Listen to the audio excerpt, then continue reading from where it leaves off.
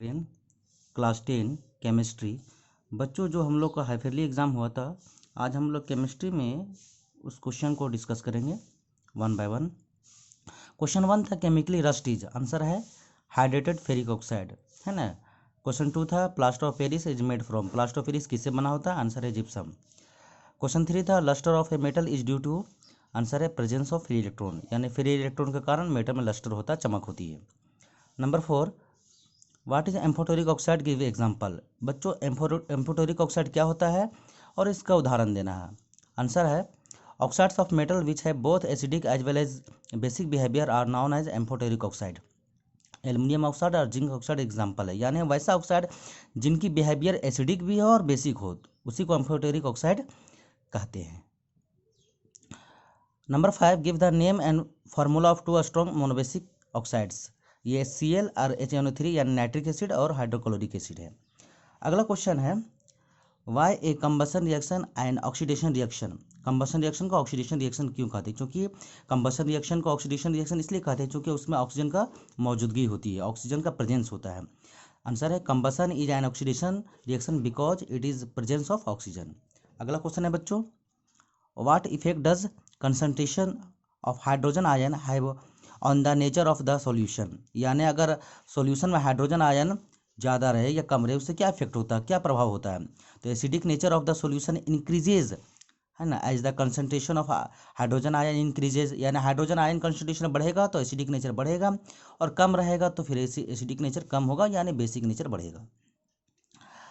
अगला क्वेश्चन है question 8, give one example of each. सारे को जितने भी क्वेश्चन है बच्चों, उसका एक एक एग्जाम्पल देना है, मतलब इक्वेशन देना है। जैसे थर्मल डिकम्पोजिशन, इसमें बच्चों कैल्शियम कार्बोनेट जो है हीट करते हैं, कैल्शियम ऑक्साइड और कार्बन डाइऑक्साइड बनता है, क्योंकि ये हीट के कारण डिकम्पोज हो रहा है, इसलिए इसको थर्मल डिकम्पोजिशन कहते हैं।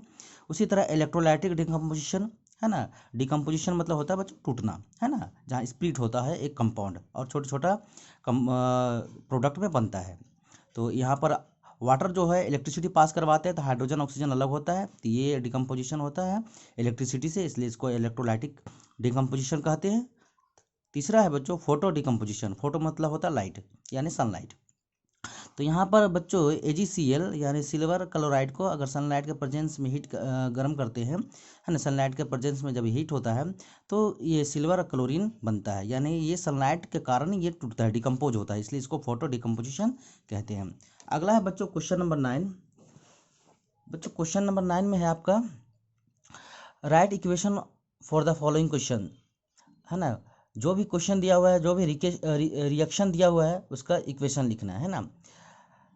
Right equation for the following reaction, जो भी रिएक्शन दिया हुआ है उसका हम क्या करना है, इक्वेशन लिखना है। जैसे dilute sulphuric acid react with zinc granules. Zinc granules zinc के दाने से अगर डाइल्यूट सल्फ्यूरिक एसिड रिएक्ट करता है तो क्या होता है, ठीक है। दूसरा क्वेश्चन है dilute hydrochloric acid react with magnesium ribbon, यानी मैग्नीशियम का HCl के साथ रिएक्शन होना।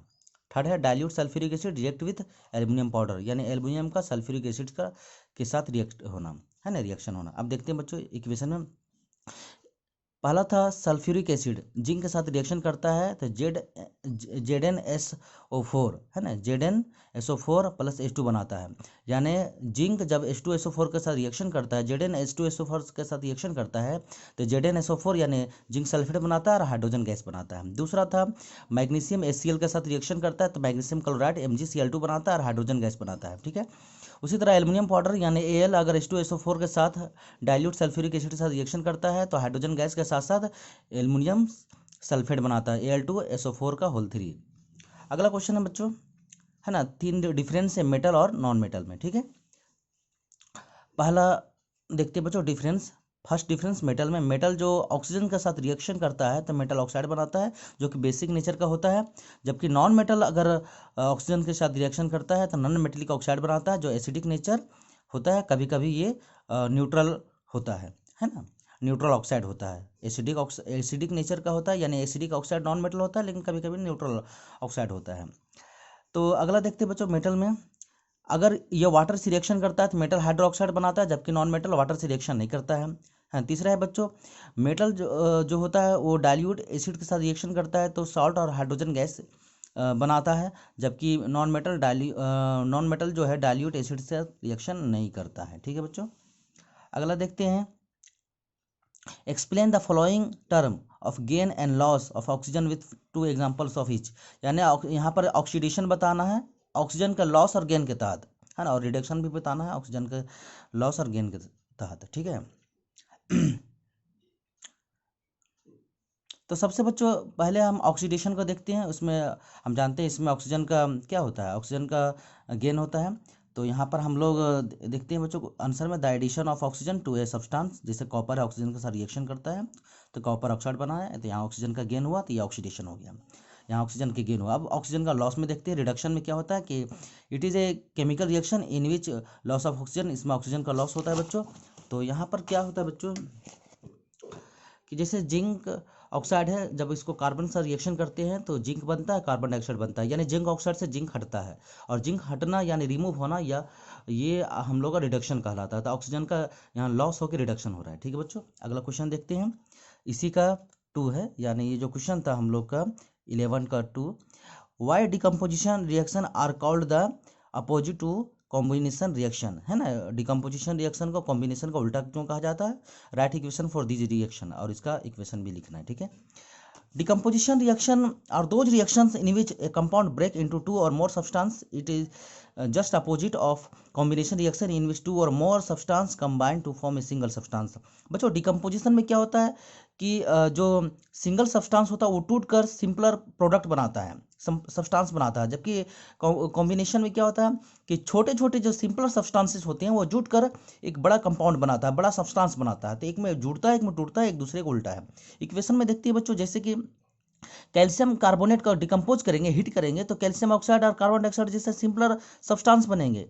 फिर उसी प्रकार अगर कैल्शियम ऑक्साइड और कार्बन डाइऑक्साइड को अगर हम लोग हीट करेंगे, इसको रिएक्शन करवाएंगे इस सिंपलर सब्सटेंस से, तो एक बड़ा प्रोडक्ट, बड़ा सब्सटेंस कैल्शियम कार्बोनेट बनता है। तो यहाँ पर टूट कर बच्चों सिंपलर बन रहा है और ये जुट कर ये बड़ा बन रहा है, यानी एक दूसरे का अपोजिट है। अगला क्वेश्चन है बच्चों, लास्ट क्वेश्चन 12 का ये, the pH of rain water collected from 2 cities, 2 city से रेन वाटर लिया गया, ए और बी सिटी का नाम है, was founded to be 6 and 5 respectively, यानी एक का पीएच वैल्यू जो रेन वाटर लिया गया है उसका 6 है, और बी का पीएच वैल्यू जो रेन वाटर लिया गया है उसका 5 है। ठीक है, water of which city is more acidic, है ना, find out the ratio of the hydrogen ion concentration into samples of rain water. पहले बच्चों हम जानते हैं कि पीएच वैल्यू जितना कम होगा एसिडिक नेचर उतना ज़्यादा होगा।